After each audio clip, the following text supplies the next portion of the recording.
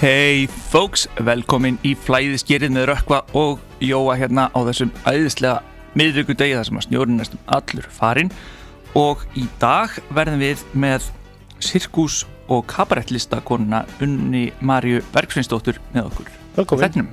Takk. En við ætlum bara aðeins að fara í gegnum þitt líf og feril í þættinum af því að það er mjög áhugavert að mér sést þú að við byrjað sem sagnfræðingur. Löngu áður en þú fórst út í að verða listakona? Já, ég var eina sem vissi ekkert hvað mér langaði að læra í háskóla því að mér langaði bara að læra svo margt. Já. Og ég byrjaði í franskunni því ég hafði verið óper út í París þegar ég var 19 og það var svona skynsamlegt að taka tungumál sem aukagrein. Já. Það skaðar ekkert. Svo fór ég yfir á annan ára því að þá er allir að fara út sem Erasmus-nemar og minn náttúrulega langaði líka. Þannig að ég fór út og þá lendi ég svona í þeirri skemmtilega ástæðu. Maður við sem fórum út í franskunni, við höfðum svolítið mikið val það hvaða kursa við vorum að taka úti. Og þar endaði ég bara beint inn í sagnfræðideild og ég komst að því að sagnfræðin hún nær svolítið utanum mjög margt að þess ég hef áhuga á. Það er bæði sagan og svo allar þessar menningapælingar, pælingar samfélag og ég hafa bara svona hvernig fólk hugsar og skilur sjálft sig á heiminn svolítið. Já, ég er sammála því að ég hef aldrei, ég hef alltaf verið svona vísindagaur þegar ég hef lært eitthvað í menntaskóla eða háskóla, en maður getur aldrei kunnað nóg af sagnfræði. Nei. Það kemur manni mjög ofta óvart þegar fólk segir manni eitthvað, þegar maður tala eins og til dæmis svona þenslu þegar að þú átt einhverja milljarða en það er engin verðmæti á bakvið að þú bara jókst verðmætið í einhverju tölvuskjali, sem sagt, svona þenslu það sem er ekki á bakvið, svona loftbólu ekonomíu. Að það var einhvern sem sagði mér að já, þetta gerist eins og þú veist á tímum Sesars, það var einhvern sem blandaði blý út í gullið til þess að þynna það og maður bara svona, vá, ótrúlegustu hlutir hafa gerst áður í sögunni. Já, en mjög margt svona heillandi við sögu. Við erum svolítið svona, hvað ég var að segja, við breytumst ekkert svo mikið, hverju okkar breytist og ýmislegt kringum okkar breytist en það er einmitt mjög gaman að sjá hvernig atburð nútímans eiga sér ofta einmitt speglanir í fortíðinni, bæði nálari fortíð og fjarlægri eins og þetta dæmi svo nefnir. Og það ég hef heyrt svona klísju þeir sem kunna þeir sem kunna ekki sagnfræði eru dæmdir til þess að endurtaka mistök fortíðarinnar og þeir sem kunna sagnfræði eru dæmdir til þess að horfa máttlausir á þegar þetta gerist. Já, ég held að sé nokkuð til í þessu Já. Annars svo fór ég í sagnfræðinni í Háskóla Íslands og kláraði BA-prófið og fór síðan yfir í meistaranámið og þá ég hef reyndar í mínu sagnfræðistúdíum þá hef ég aðalega verið, ég hef svolítið gert grína, ég er svolítið svona 80s sagnfræðingur. Já.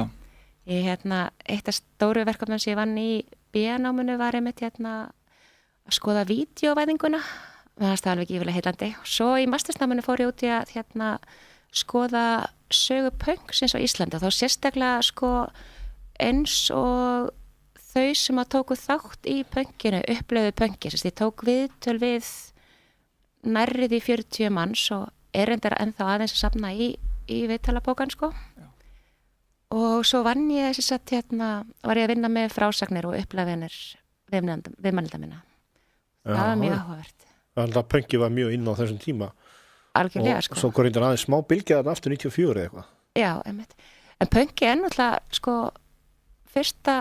fyrsta pönkbylgjan sem skellur inn á Íslandi, ég segi kannski ekki skellur en svona nær einhvern veginn að pota sér inn og byrja að spíra og síðan sjáum við sprenginguna sem verður svona veturinn 80-81 í myndirinn Rocky Reykjavík. En það er svolítið athyglisvert þótt að sé ekki lengra síðan þá hefur svo rosalega mikið breyst sérstaklega varðandi það að vera ung eða ungur á Íslandi og aðgengi ungs fólks að menningastraumum og að þess að tónlist, dægurmenningu og öðru. Ísland á þessum tíma er náttúrulega bara eyja, við erum ennþá eyja en við erum svo rosalega vel tengt að maður sér allt á netinu strax nýjustu vídeón, tónlistina, tísku og annað, við getum panta hluti sem okkur langar í ef við langar einhverja fysiska hluta, getum við bara panta á engað. Heldur að heldur að til dæmis eins og myndir svo Rocky Reykjavík hafa haft svona aðgerandi áhrif á og ítt undir pönkmenninguna? Sko sumir vilja lendar meina sko að hún hafi kannski verið svona hálgerð grafskrift sko, því að séu strax þarna 1983, þá er svolítið svona allir vindur eiginlega úr pönkinu. Sko eins og þetta blasir mér þegar ég er að skoða hvað fólk segir myndina á sínu tíma og hvernig fólk lýsir þessu, þá var þessi mynd kannski, hún var svolítið svona staðfesting á því að það væri hægt að vera með rocksenu í Reykjavík og væri hægt að vera að gera hlutina á eigin forsendum. Af því að það er náttúrulega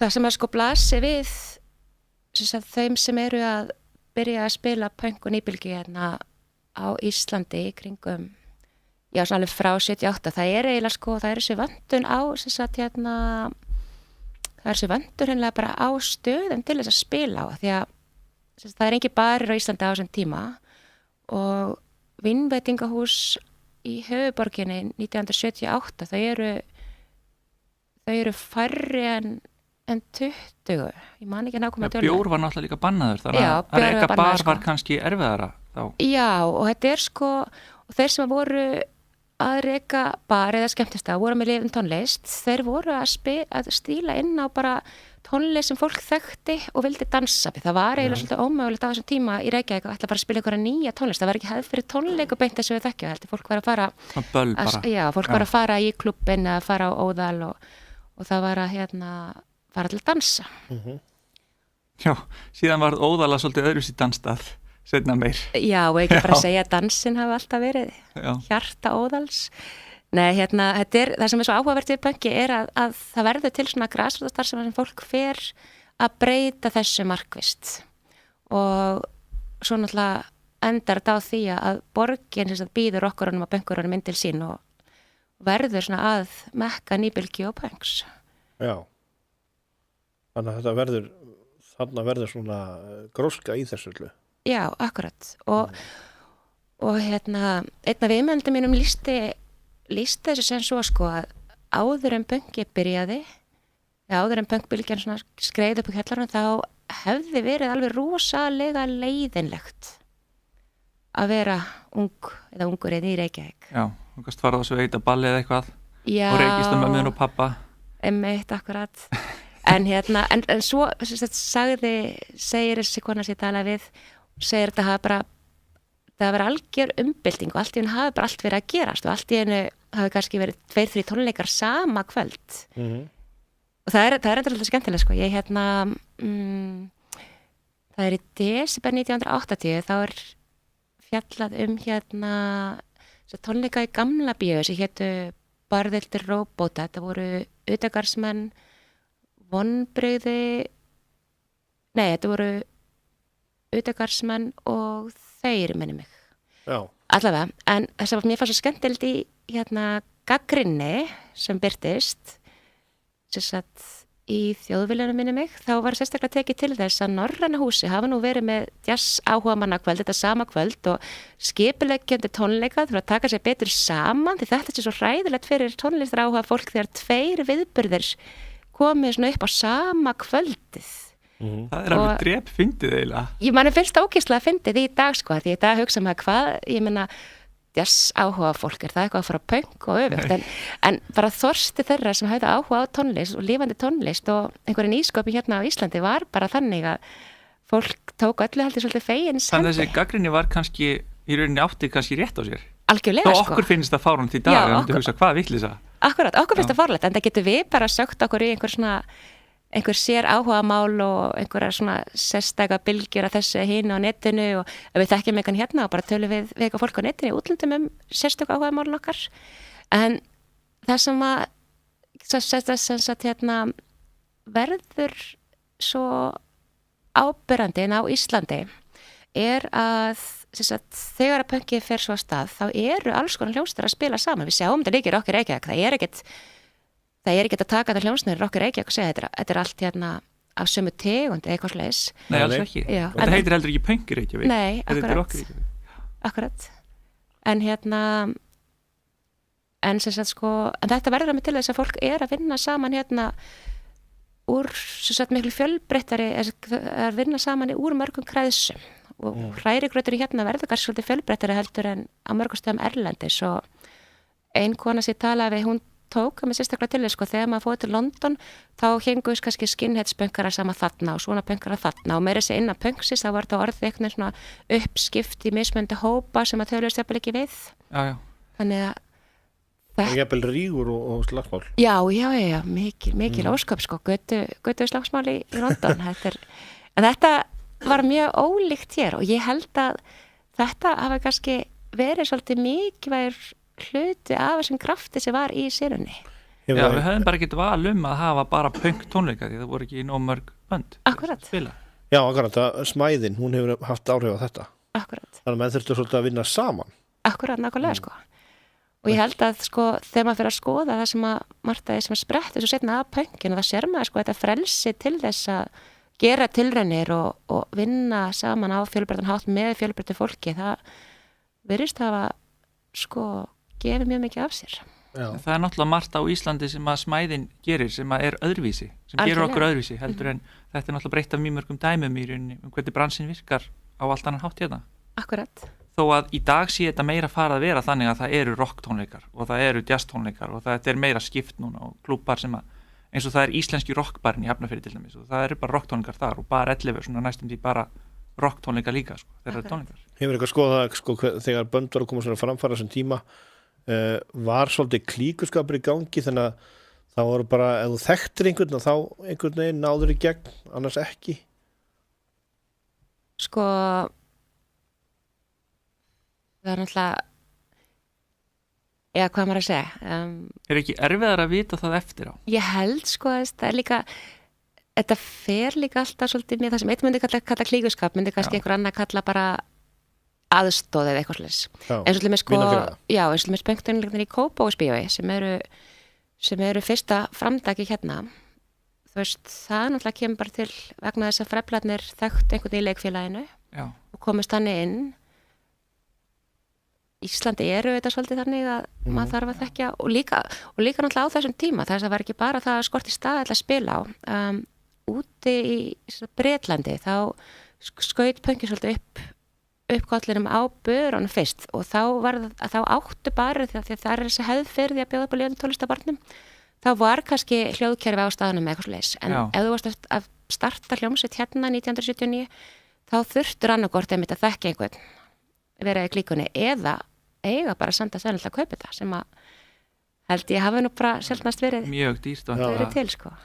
En það væri alveg hægt að hafa bara heila þátt að seríu klíkuskap og hvað er klíkuskapur og hvað er ekki klíkuskapur það er í rauninni mjög flókið málefni og oft eins og þú segir það sem einn upplifir sem klíkuskapur bara býtu, ég þekki þennan gaur af því við erum búin að vinna saman af hverju ætti ég ekki að vinna með honum af hverju það er klíkuskapur það er, þú veist, ég treysti honum eitthvað svona, hann er nú frændi minn skilur, að það er ekkert alltaf sem að það er svo ljóst hvað er klíkuskapur og hvað er í rauninni bara eðlilegt en minn er ekki klíkuskapur eðlilegur af þessu leyti Já, það má alltaf segja sko, þetta er svona hefur tíðkast ekki tíðina og gerir glenn sko, hvað var það þetta til dæmis að hljómsveit getur komið sér meira framfæri að þekkingun og jafnvel er það meira svo lýsist heldur en var þá þess að þá kannski var ekki algengt að þú þekktir einhvern hljómsveit svo framvegis en þá ætti ég fyrir mér var eitthvað svona einn bær meira heldur en annar bær í svona pönkbær Sko Reykjavík og Kópavogur býta svolítið á titilin dreistum hann ekki til að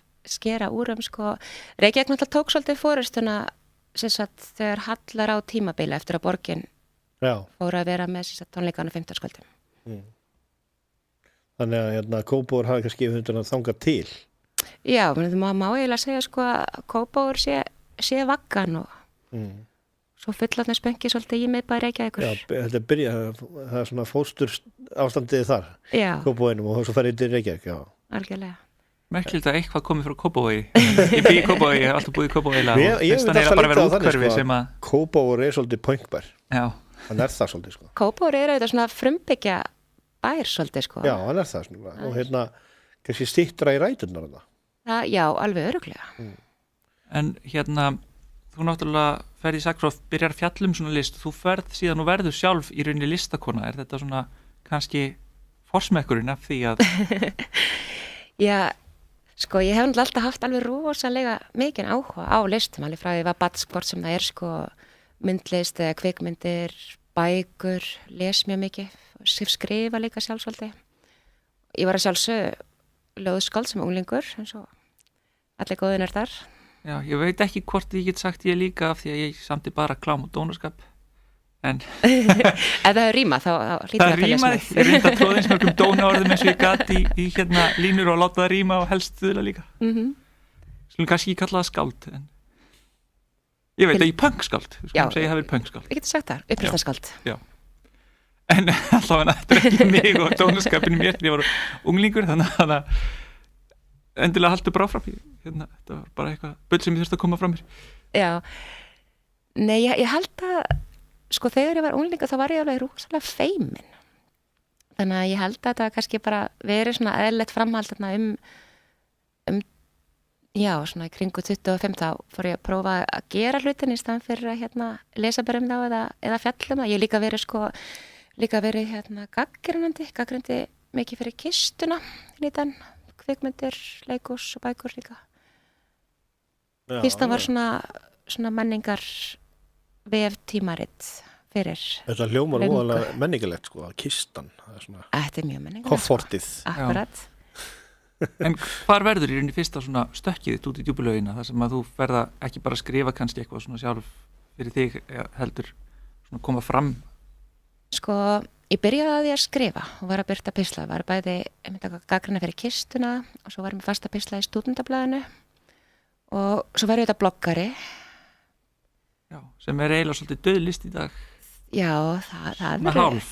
Við getum bráðum fara að tala um fornrit Íslendinga á naggportalinu, sko. Já. En svo er komið nýtt listform og það er það Snapchat, sko. Já, ég hef ekki tætt mér inn á það, sko. En það er svona list sem eyðist, það er svolítið leiðilegt.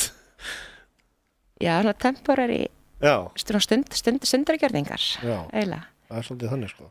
Nei, sko, ef við ætlum að setja tímapunkt einhvers staðar, það hafi ekki verið þegar við stofnum brúðabandið. Já. Það er náttúrulega aðeins meiri kjarkla að stíga upp á svið og fara að rífa kjaft sko heldur en félags á bak við skjáin sko. Varst þú svolítið svona rífa kjaftblokkari? Já, ég miklu settlar í dag þetta er nývar þá sko. Ég var alltaf svolítið gaman á svona internetur yfirhildum og svona hvernig þetta voru bloggstríð sko, svo fórst þessi bloggar í stríð við hinn og eitthvað. Já, það var alltaf svolítið skemmtilegt. Ég man vel eftir þessu sko. Ég var svolítið í því svona, það nennir ekki að lesa síðunum mín, ég get ekki farið í stríðið eða eitthvað. Þú varst á naggportal í gamla dag, ekki? Nei, ég var bara með blogg sem heit lámenning.is. Já, ég man eftir því sko. Það var rétt nefni sko. Já. Og svo svona ef að, þú veist, enginn enda að skoða síðuna eitthvað bara, hvernig get ég rifist, hvernig get ég, þú veist, móðgað sem var að skrifa tilbaka og maður jafnvel sendi öðrum bloggurum skilaboð eða nennir að koma bloggstríð eða eitthvað, já og svo kannski móðgað maður hinn í alvörinu og þá var þetta ekki lengur þetta svona góðlátlega sem átt að vera heldur bara. Þetta er alltaf gaman þanglega einhver fyrir að grænja sko. Já, og stundum kannski pínu eftir það líka. Já, getur verið það sko. Já. Nei, þetta voru áhugaverið tímar, hvað ætlum við verið kannski svona 30 manns að blogga á íslenskona 2001 sko. Já. Þóttust auðvitað öll afskaplegar mannvitsbrekkur. Já, og mikla svona stjörnur. Enginn er það ekki svolítið blogga? Á þeim tíma sko. Það getur verið sko. Já. Þetta er það ekki. Vissu, allir höfðu rétt fyrir sér og allt það. Og þessi nefnt sköpuðu svona ágreiningsmál. Algjörlega sko, svo var fólk alltaf í svona deildum svona, ég man eftir svona 2-3 mismöndi hópum sem að. Já. Þetta var gaman. Þetta var svolítið sem heldur með djúran eða var með eitthvað, þú veist, heldur með betur okkur eða Katrín.is og eitthvað svona, þegar við tala um deildir. Akkurat. Já, við Katrín, við vorum með ofta kýtar sko á vefnum sko, en alltaf þið hittumst eins og það sko, þá var alltaf voða svít sko. Já. Endur hún alveg yndislega sko. Þetta er svona, þetta var skemmtilegt. En þú ert búin að sirkuslistum líka? Já, við komum að því svona, hvernig þú fórst. Hvernig fórst út í þetta? Bara óvart. Já. Ég sko 2008 þegar að hruni var, þá var auðvitað allt skorið niður sem ætti að vera skera niður. Já. Þá var ég í verkefni sem að var bara fjármagn frá áriðlega árs hjá Landsbókasafninu. Ég var verkefnastjóri hjá Miðstöð munnlegrar sögu sem var svona sérverkefni sem var rekið þá sem satt af Landsbókasafninu Háskóla Sagnfræðistofnun Háskóla Íslands og Rannsóknarstofu kvenna og kynjafræðum og Kennaraháskólanum þá. Nú er þetta deildið innan Landsbókasafnsins. En allavega staða mín var skorin niður og mér leist eiginlega ekkert á að fara að vera þar í hálfustarfi og fara svo að leita að öðru hálfustarfi vitandi það að svona störf náttúrulega alltaf aðeins meira heldur en alltaf hálfstarf, það alltaf Já, mjög oft forsendan hálfstarf en svo ertu að vinna aðeins frameftir og fær samt bara hálfstarf borgað Já. Sérstaklega þú veist þegar maður er búin að vera að stýra þessu heilustarfi þá held ég að vera erfitt að sinna þessu bara, ég veit ekki ég var eitthvað vega þetta og meta og var það búin að vera þar nokkur ár og svo svona satt ég heim með daginn og klóraði mér hans í haustum yfir þessu hvað ég ætti að gera og hvað ég ætti að sækja um og svo hugsaði fjandinn hafi, ég er einhleyp og ég er barnlaus þannig ég legði bara íbúðina og ákveða að fara í svona Suður-Ameríku ferðalagi svo ungt ábyrglaust fólk gerir sem ég hafði aldrei gert það því að það var svo upptekið með að vera ábyrg og fór til Mexíkó, hafði ætlaði að vera þar í 2-3 mánuði, ég þekkti fólk þar í Mexíkóborg og svo var það þannig, ég var á ferðalagi með breskri vinkonu minni og við hittum hópa götulistafólki frá Chihuahua og okkur var bara, vildi vinna við þau, svo var ég svona að horfa á það að peningum minn dögði eitthvað skamt, íslenska krónan dögði bara ekki neitt, ekki einu sinni í Mexíkó og þannig ég gerði bara götulistamæður og bara komst aldrei til Suður-Ameríku bara svona hálfa leið ég veit það, þetta er eiginlega sko, þú veist þetta er eiginlega mín svona aldrei fór í Suðursaga því að svo var ég bara í Mexíkó næstu rúm 3 árin sko En oft, náttúrulega, marga hefur langað til að gera eitthvað svona nefnitt ekki geta vegna barnið eitthvað svoleiðis. Já, nei, akkurat. Þú bara gerðir þetta því að þú hafðir ekkert svoleiðis til þess að halda eftir að þér. Já, akkurat. Mér fannst það allt í einu bara að fatta að þetta væri bara borðleggjandi því að mér hafði alltaf, ég fór út sem Erasmus student og ég var óper en frá því var krakki, sko, minn hugur hefur alltaf stemt til þess að ferðast. Mér finnst svo ég ferðast og læra tungumál og mér finnst svo heillandi hvað heimurinn er fjölbreyttur. Já, það er líka bara ferlega leiðilegt að búa alltaf á Ísland og koma ekki út fyrir Ísland og þú veist, ég er ekki að tala um ferðir til Mallorca eða Costa del Sol, ég er að meina að búa í löndum og kynnast menningun og læra tungumálið. Það er ofboðslega gefandi og ég er ofboðslega þakkláttur fyrir að hafa haft þau tækifæri sjálfur. Því að ég gefur mér allt aðra sín og maður fær heimþrá eins og þú fær kannski heimþrá til Frakklands eða Mexíkó jafnvel. Ég fær heimþrá til alls konar landa, Svíþjóðar og Þýskalands og svona Montreal. Ég lendi með því líka sko, ég fæ rosalega heimþrá til ákveðina staða í Mexíkó sko. Já. En nei, ég held nefnilega að þetta var bara verið það sniðast sem að ég geti gert sko. Svo lengdist bara alltaf tíminn sem að ég var alltaf svona, ég kem heim á næsta ári. Og þannig, en ég held bara áfram að ferðast á bautanum og svo fann ég með kött þannig að þá var ég með sko bakpokan á bakinu, kötturinn satt á öxtunni, tromman var undir handlegnum því að ég byrjaði á botninu sko. Já. Ég byrjaði Varst þú svona sem gerir drrrr þegar einhver ætlaði að fara að taka hálstökk eða eitthvað? Já, ég byrjaði á því sko, fyrsta starfið mitt með hópnum var bara að vera stelpan með hattinn. Já. Þannig að ég var sæta stelpan með hattinn sem að gat svo ekki sagt neitt, ég kunni ekki orð í spænsku. Já, og fólk hendi vonandi peningum í hattinn og þú Já, það gerði það sko, svo sagði það eitthvað meira og ég bara svona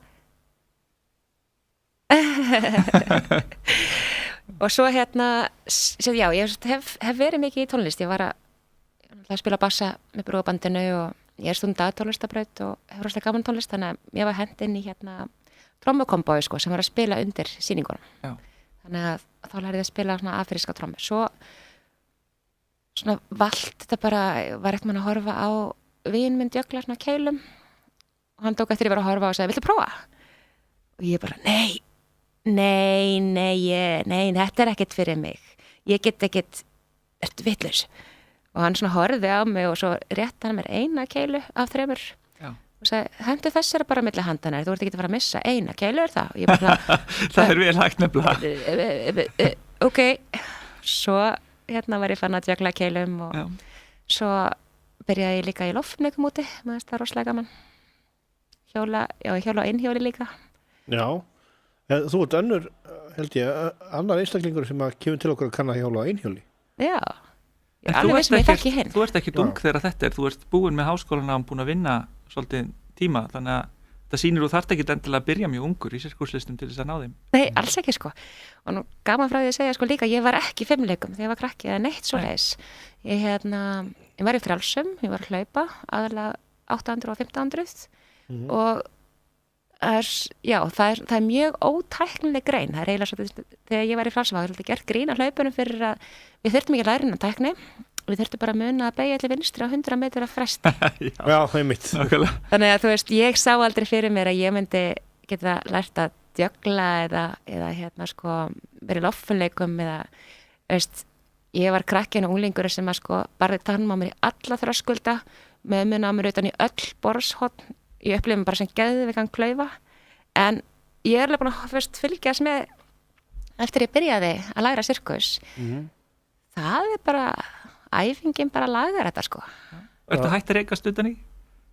Nei, ég er ennþá að hugsa mig storksa sirkusatriði sko sem ég ætla að gera þegar labbaði gegn þér og svona sko en ég fann ekki að grípa hluti og hendi með lofti aftur í ákveðin takti. Þannig að þegar þú varst yngri þá hefði ekki nokkur manni hvarlað nokkur manni að senda það á línu í háláttunum sko.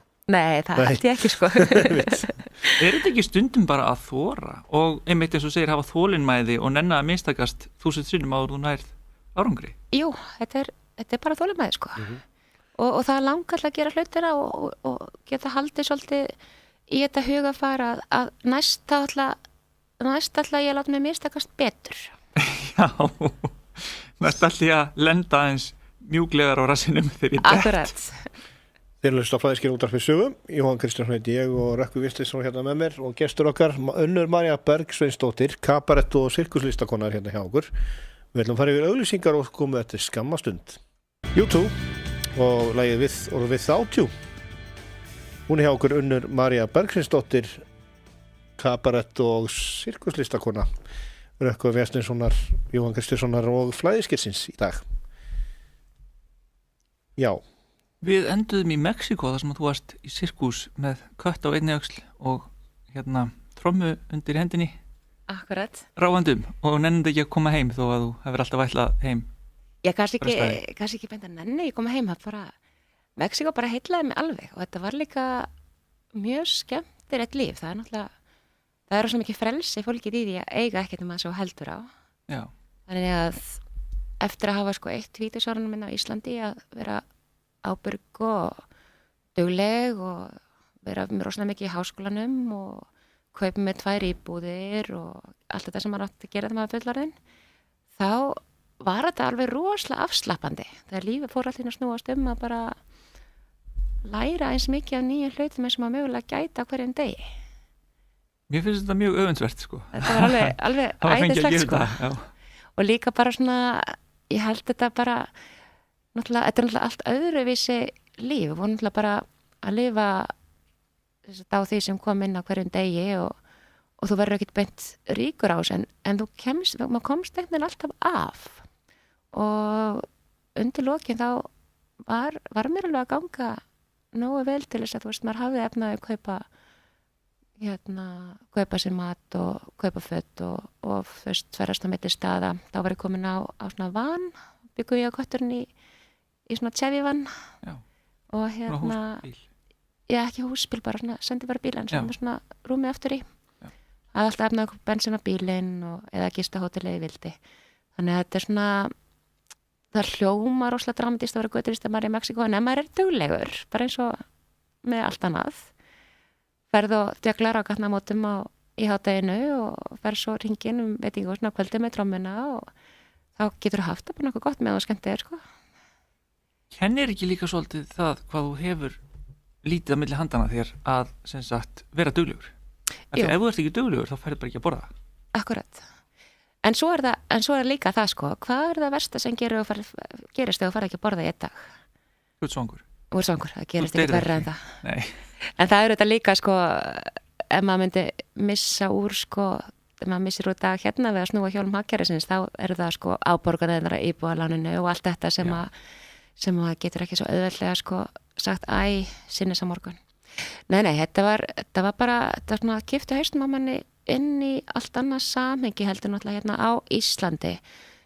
Hérna á Íslandi þá höfum við það þrátt fyrir allt nokkuð gott. Við að minnstakosti þegar þú fer að horfa á hvaða lífistandard svona fólk miða við að maður eigi venjulega geta haft, þá höfum við það mjög gott. Já, lífsgæðin eru mjög góð en líf fólks ekki alltaf mjög gott af því að það hefur ómiklar áhyggjur eða finnst það ekki standa sig eða verður þunglind af því að það finnst líf sér tilgangslaust en það ekki af því að svona grunn lífsgæðin séu vond hjá það mörgum. Nei, það er náttúrulega mjög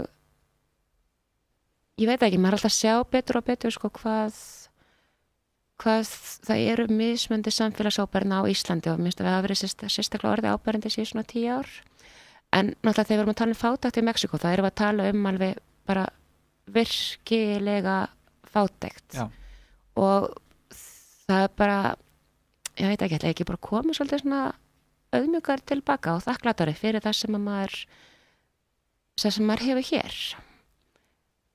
En þetta ekki ágætis jafnvægi að þú ferð frá Íslandi að það að vissuleiti svona leðilt að kreppa, það allir í svona peningavandræðum sem eru öðruvísi peningavandræði heldur en ekki nóg að borða, það þetta að þú getur ekki staðið við skuldbendingar og hefur áhyggjur af því að þú ferði í rauninni allt annan lífstíl þar sem áhyggjurnar eru af allt öðrum hlutum og kemur tilbaka, þetta ekki svona gott að fá að prófa svolítið bæða, þá kanntu að meta í rauninni bæði hérna Mexíkó hvernig það og Ísland aðeins betur aftur. Jú, ég held að sérlega líka alltaf þannig og ferði að byrja í einhverju samfélagi sem ég ólíkt dínu þá læri maður bæði að meta það sem þar og líka það sem maður hafði heima sko. Já. Sé allir mjög holdt að upplifa öðruvísi samfélag heldur en maður alveg uppi. Já, það mjög holdt að svona að pyrrast á einhverjum hlutum að pyrrast á einhverju öðru, skiptast á. Já, akkurat. Og gleðast yfir öðrum hlutum náttúrulega líka eins og þú segir. Akkurat. Til að það hefur verið svona meira sjálfbjarg eftir hluturinn út og varst þarna guttunni svona? Já, reyndar sko ef við sjáum fyrir eitthvað svona dómstagsscenaríó sko eins og alltaf vinsælla í hérna framtíðarspánu sko, þá veit ég að ég kann allavega núna að höggva eldi við og ég kann að kveikja eld og blása í glæðunar ekki lengur bara eitthvað svona máltæki, það actual tækni, halda góðum eldi lifandi meðan að bauðnirnar sjóða í 3 klukkutíma á hérna báljóti eðimörk sko og hérna já, þetta er bara skóli maður lærir alls konar hluti sem að maður einmitt þarf ekki að basla við hérna því að það þarf nú ansi mikið til þess að rammasveitan komi hérna og klippa á hjá manni sko. Já. En úti í Mexíkó, ef þú átt ekki penning fyrir öðrum gaskút, þá ertu ekki að fara að elda. Nei. Ekki nema á farrið og hérna höggver eldi við og eldir það út í patjó eins og var gert á mörgum heimilum sem ég var á. Kannski setnir hlutin á mánuðinum með þegar það var ekki til penningur. Já.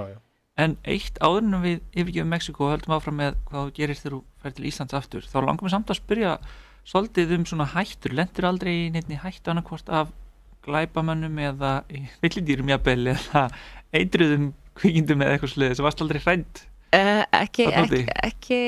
Ekki glæpamenn, ekki villidýr, ekki snákar eða neitt? Ekki pöttur, nei, en hins vegar náði útlendinga eftirliti skottið að mér. Já. Þeir að vera að taka þátt í torgsýningu sem auðvitað kólögulegt þegar maður bara með túristaleyfi. Já. Og þeir fangelsuðu mig í rúma 3 daga, fekk ekki að hringi í konsulinn og ekki neitt sko, þá fór nú svolítið mann. Já, það hefur verið ókveikjandi, maður hefur oft talað mexíkönsk fangelsi og það sé ekki staður sem vil lenda á.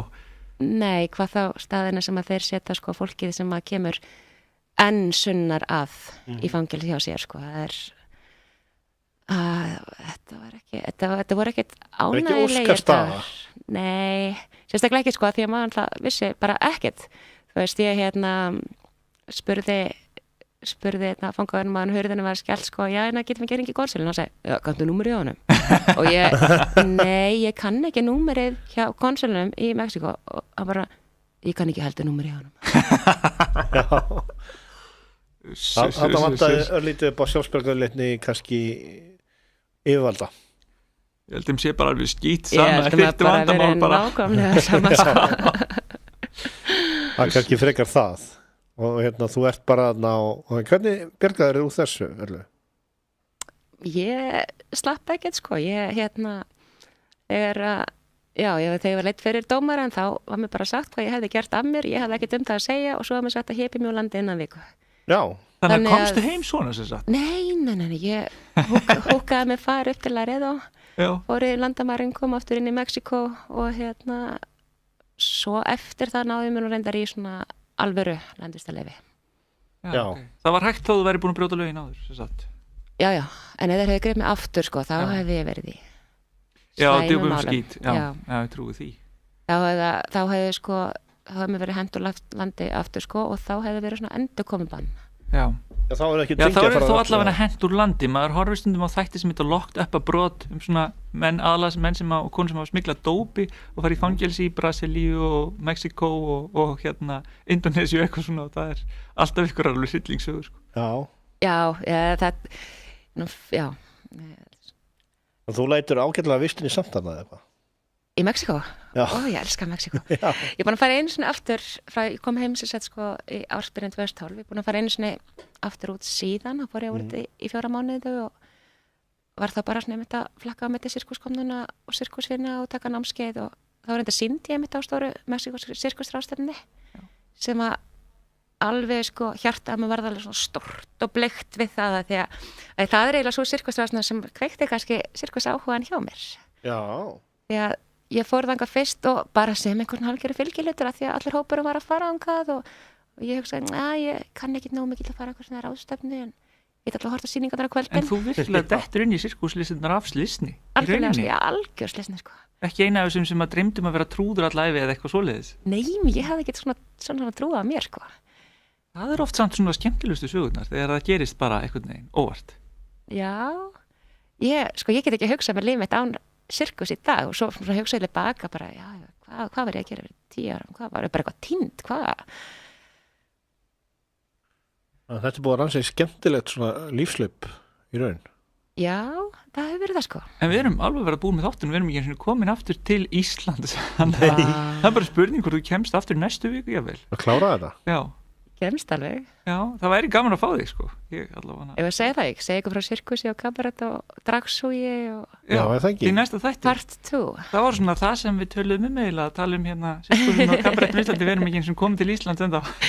Þeir eru svo spurulistrákar. Já, það ekki. Já, og líka það er ekkert gaman að tala hlutin eitt rosalega hratt og segja ekkert frá þeim. Það er miklu skemmtilegra að fjalla eins eins og við töluðum aðeins punkið og svo töluðum aðeins Mexíkó og svoleiðis.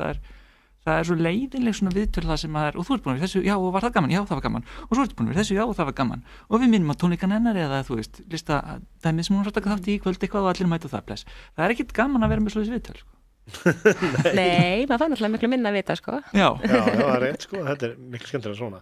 Þannig að við ætlum að fá þig aftur í næstu viku en við ætlum bara að kveðja því í dag. Það er Flæðiskýr útvarpi sögum, Jóhann Kristjánsson, Rökkur Víðarsson og Unna María Bergsveinsdóttir. Sjáumst næstu viku og við ætlum að enda þetta á lagi Sirkus gera smart. Og þetta er í fyrsta sinn sem að Flæðiskýri segir hver verður gestur næstu viku. Það var alltaf leyndarmál. Þetta er brjóta hefð. En við endum þetta á Sirkus gera smart. Verið sæl.